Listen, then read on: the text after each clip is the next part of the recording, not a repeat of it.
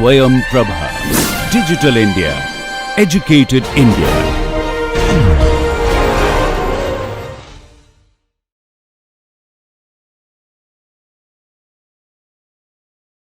So today we'll talk about joint probability distribution.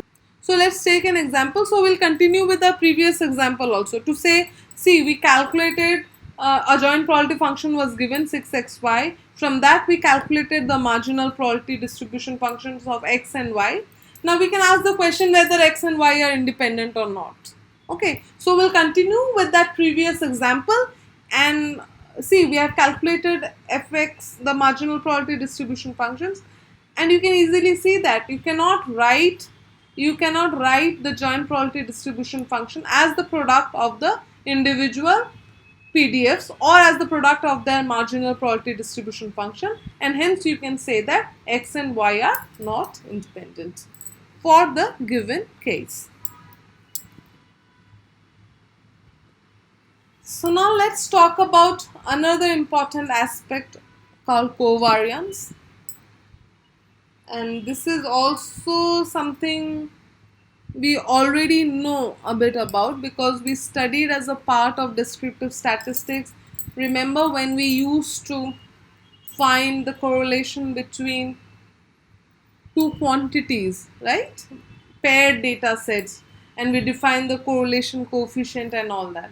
So this is exactly the same thing when you want to do with random variables.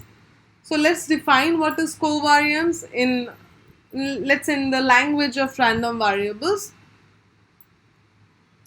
So when two or more random variables are defined on a probability space, it is very useful to describe how they vary together. That is, it is useful to measure the relationship between the variable. So common measure of the relationship between the two variables is the covariance. This is something what we already know about. So if you have two variables, you want to know whether they have any relationship or not, and how do they vary together. Okay, so that is quantified by a measure known as covariance, and this is how you define. So it is, the covariance is normally defined as you normally write as covariance of x and y, and it is defined as the expectation value of the product of the deviations of x and y from their mean. So first you calculate the deviation of x from its mean, that would be x minus mu x, and then you determine it for y, so that would be y minus mu y, because mu y and mu x are the respective means of y and x, and then you take the product, that is x minus mu x times y minus mu y, and then you calculate the expectation value of this product, of this quantity, which is again, it's a function of two random variables. So you calculate the expectation value of this quantity, and that would give you the covariance of x and y.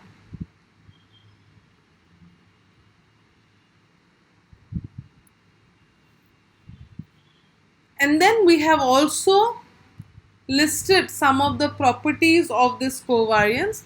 So you can easily see from the definition also, covariance of xx is nothing but the variance, because we know that variance is the expectation value of the square of the deviations. So if you just substitute y with x, you will get the definition of variance, and then they are interchangeable. Coming to the second property, so covariance of xy is covariance of yx. So you can, and these things, see, I have not written the complete derivation of all these small properties, because I expect all of you to do that, because it's very easy to see, because it comes from the way it is constructed, right?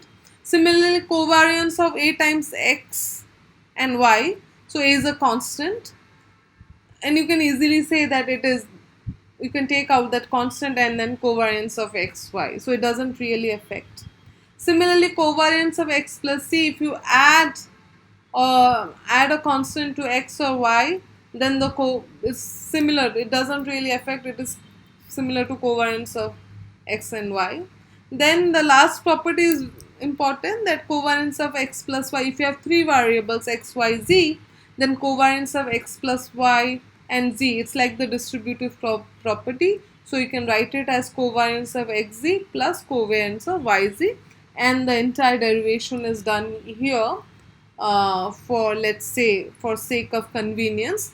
But I would expect all of you to please derive all these small properties. Some of are very obvious from the way they are reconstruction, from the way they are defined, and for some of them you have to do very small algebra, very easy for all of you. So you should realize all these properties. You should verify yourself whether all these properties are true or not. Then based on these properties you can show additional two properties, okay, like covariance of, so if you have a sum of random variables x1, x2, x2, and then you want to calculate the covariance of sum of different random variables and y, then that will be equal to sum of the covariance of xi, y. So you can really arrive at this result using the last principle what we discussed in covariance, by using the last property. And similarly, covariance of sum of xi and sum of yi, you can write as the double sum of covariance of xi, yi, and from this property you can also calculate the variance of sum of random variables. Remember, when we define the expectation value of sum of independent random variables, you can write them as individual sum of the expectation values, but you can't do that for the variance, okay. So if you have to have variance, see from this expression, the variance of sum of random variables is the sum of the individual variances plus there would be a covariance term. So if the two random variables have some sort of correlation so that the covariance is non-zero, then you will have those cross terms contributing. So if they are completely independent, so we know that the covariance of xy will be 0, and then you can write the variance of sum of random variables as the sum of their individual variances, provided all these random variables are independent. And you can see that if the two random variables are independent, the covariance has to be 0. But remember, the reverse is not true. That if by some means covariance of two random variables is 0, that doesn't imply that x and y has to be independent. Okay, the converse is not true. If x and y are independent, covariance has to be 0. But the converse, that is, if covariance of x and y is 0, that doesn't imply that they are independent. Okay. So from these results you can conclude that for independent random variables x1, x2, xn, variance of sum of these random variables is the sum of the individual variances. This is a very important result which you can use many a times when you try to solve some realistic problems, and you can apply all these properties to really get at good results while you do inferential statistics. Let's take a small example. So we studied what is covariance, we learned some of their important properties, and I would request all of you to go through those properties and please see and verify yourself that those properties really stand. So we'll take a small example here. So let u and v be two independent random variables with mean 0. So that means expectation value of u and v both are 0 and variance is 1. That means standard deviation is also 1. So then we define two other random variables z and w, so which are function of these u and v random variables. Okay, so z is defined as 1 plus u plus uv square, while w is 1 plus u. Now calculate the covariance of z and w. Okay, so you have two independent random variables. Remember, they are independent and the expectation value and variances are also given for those random variables. So you have to calculate the covariance of Z and W, and Z and W are again two random variables which are function of these random variables. So using those simple properties, we can simplify all the steps, and you can see that this comes out to be 2. So please do it yourself and verify for yourself whether you are getting the same result or not. So after this, we'll go to the correlation coefficient. Since we have defined the covariance, we can define also correlation. So what it does, as I said, if the covariance is 0, it doesn't imply that they are independent. That means you should also remember that covariance is a measure of linear relationship between the random variables.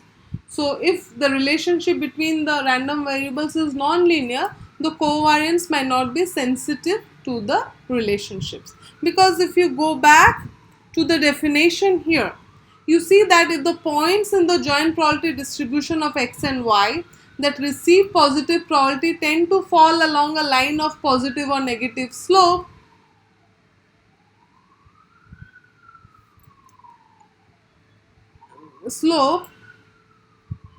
and then x tends to be greater than and y greater than mean, and y is also greater than mu y. Therefore, the product of the two terms, right, that x minus mu x and y minus mu y tend to be positive.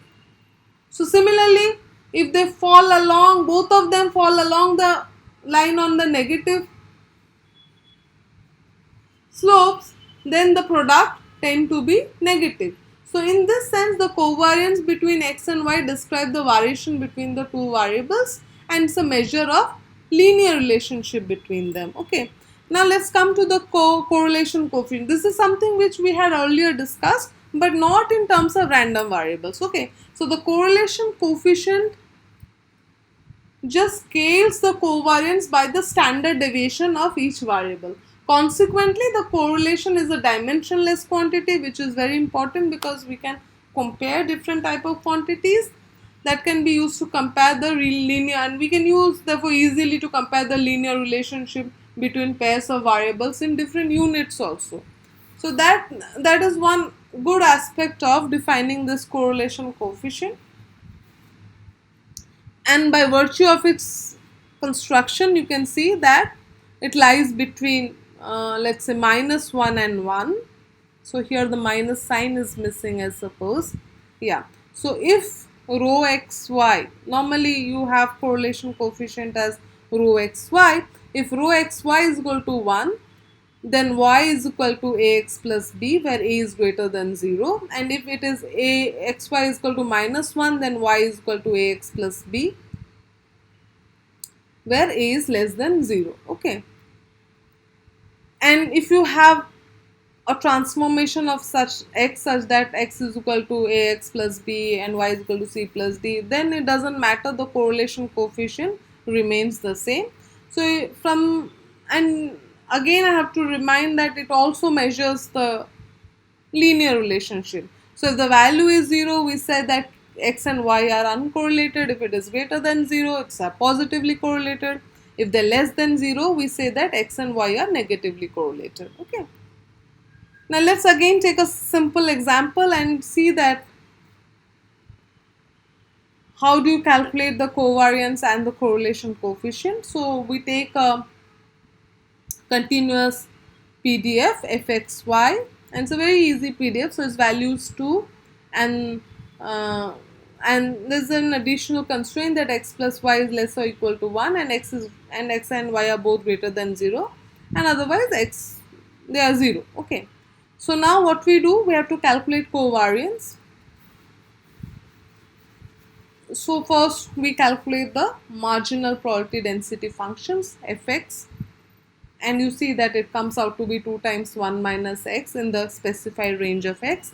Similarly, we also calculate fy, which comes out to be 2 times 1 minus y, because there's the ranges and the conditions are same.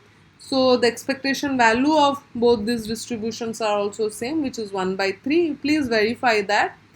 and expectation value of the square of x and y are also same 1 by 6. So you can measure variance of both x and y, which is again equal 1 by 18, and you can easily calculate expectation value of xy, which comes out to be 1 by 12.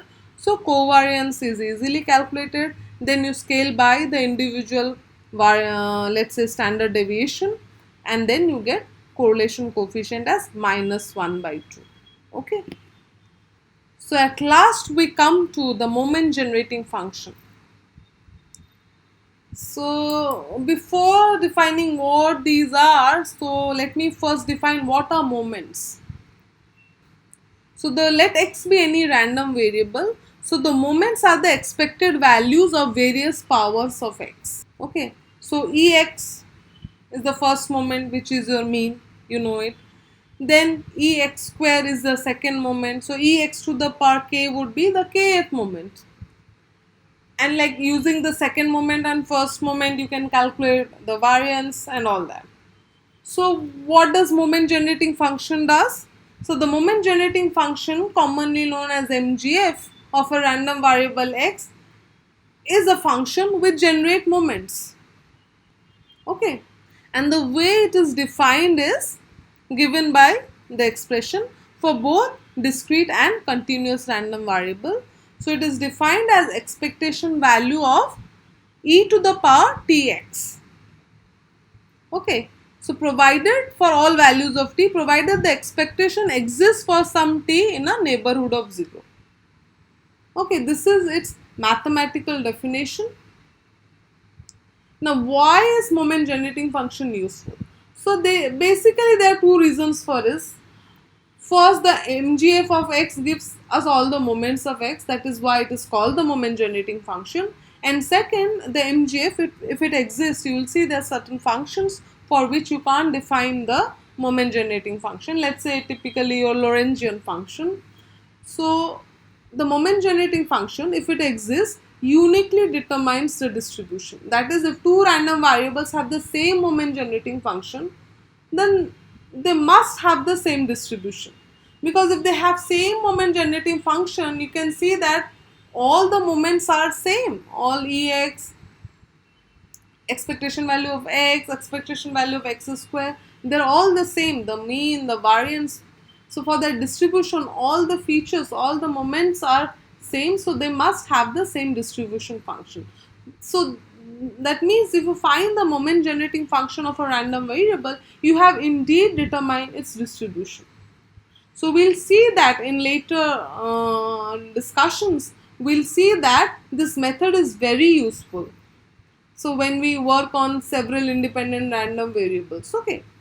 So this is how it is defined, and this is how we find moments. So let's say you are given the moment generating function, how you can find the let's say moments from the moment generating function. So you can really expand e to the power tx, okay, and then we know that moment generating function is the expectation value of e to the power tx, and then you can see, you can really take the expectation value inside the summation, and then now it's a series.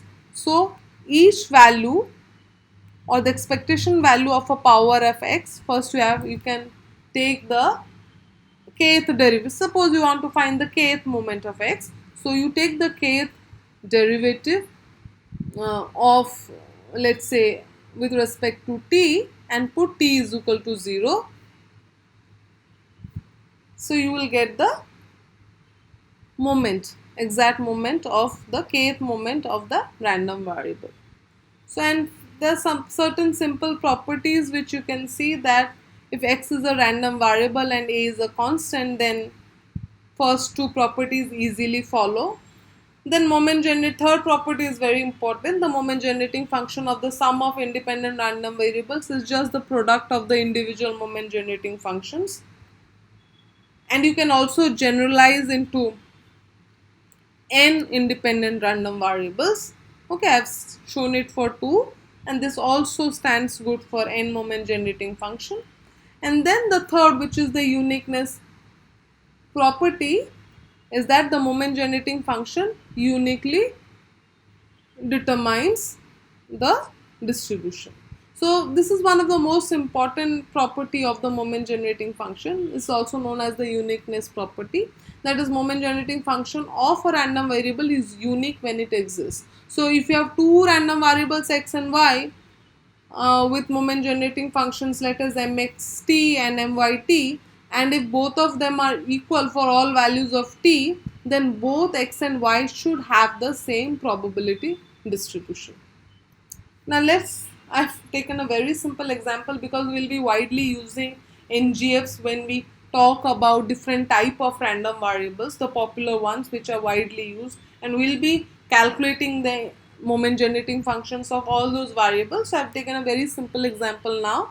So you can just, for a discrete random variable, so the probability mass function is given, and then you calculate the moment generating function. So you just follow the definition and you can easily calculate the moment generating function here.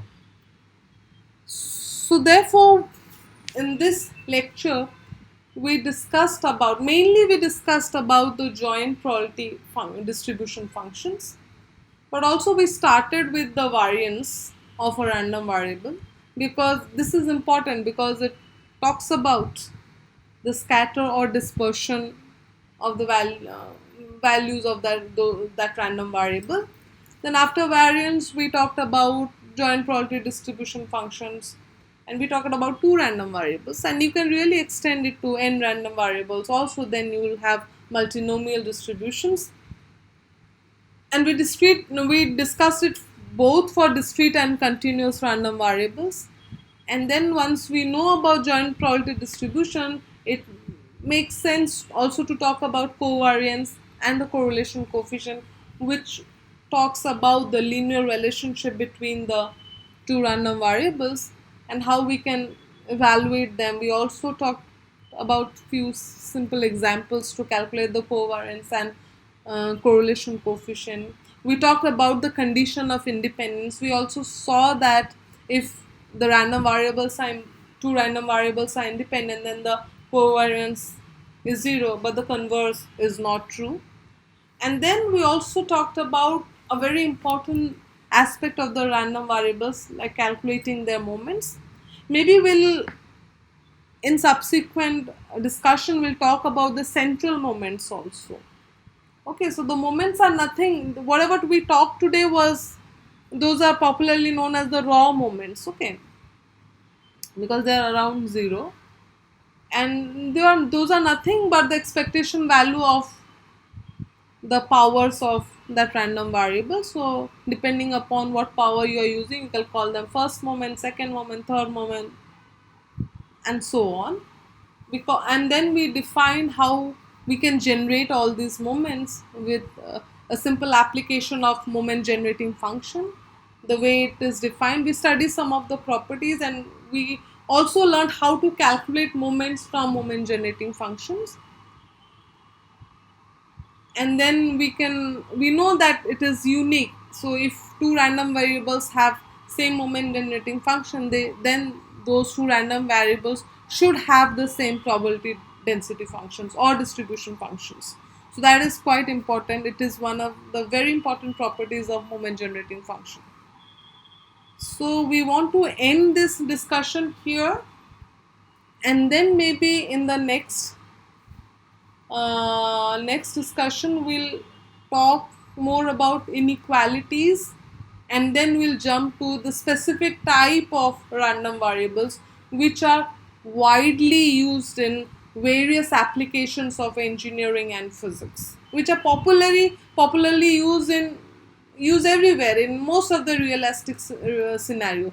So it's good to know about some special type of random variables. So we'll pick some from the discrete ones, and we'll also pick some from continuous ones.